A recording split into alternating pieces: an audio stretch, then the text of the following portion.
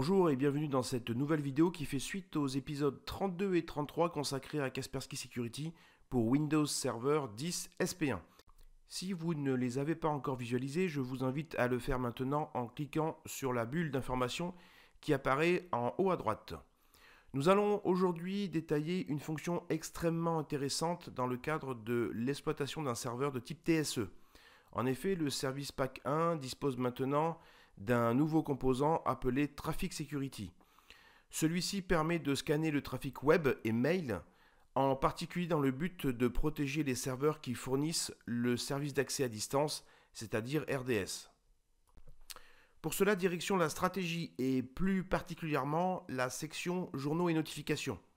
Sélectionnez ensuite notifications sur les événements afin que les utilisateurs de terminaux puissent recevoir l'alerte en cas d'objet malicieux détecté. Cochez la notification et n'oubliez pas de cocher les cadenas pour appliquer les réglages.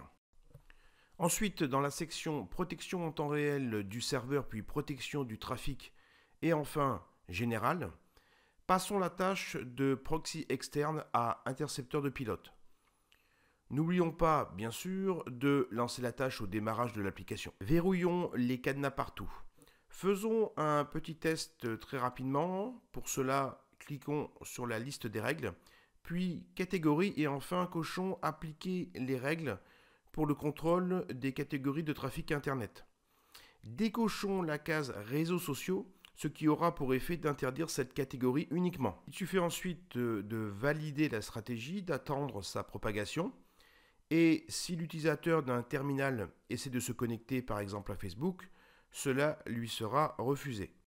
Pour rappel, la vraie difficulté ici, c'est que certains terminaux ne disposent pas de CPU, ni de RAM, ni de stockage, et ni de système d'exploitation de type Windows. Activons cette fois la section filtrage mail, qui est finalement la plus sensible en termes de vecteur d'infection pour les terminaux TSE.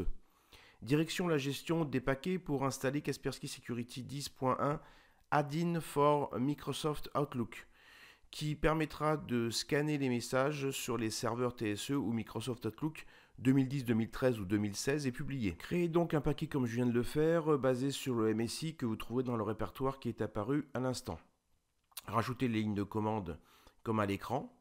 Il ne reste plus qu'à l'installer sur les serveurs Windows TSE de votre choix. Une fois que cela est fait, retour dans la stratégie, dans protection en temps réel du serveur, puis protection du trafic et enfin configuration.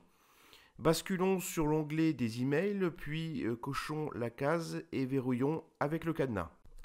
Côté terminal, dans l'Outlook publié, vous pourrez déjà vérifier que le plugin que nous avons installé est bien là.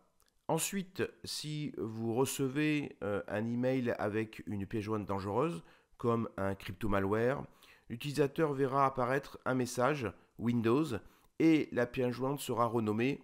Et enfin, si vous recevez un lien de phishing, celui-ci sera directement signalé dans le corps du message. Attention, les fonctionnalités que nous avons vues aujourd'hui ne sont pas disponibles dans toutes les versions du logiciel. Renseignez-vous auprès du service commercial pour connaître les licences éligibles. Merci et à bientôt.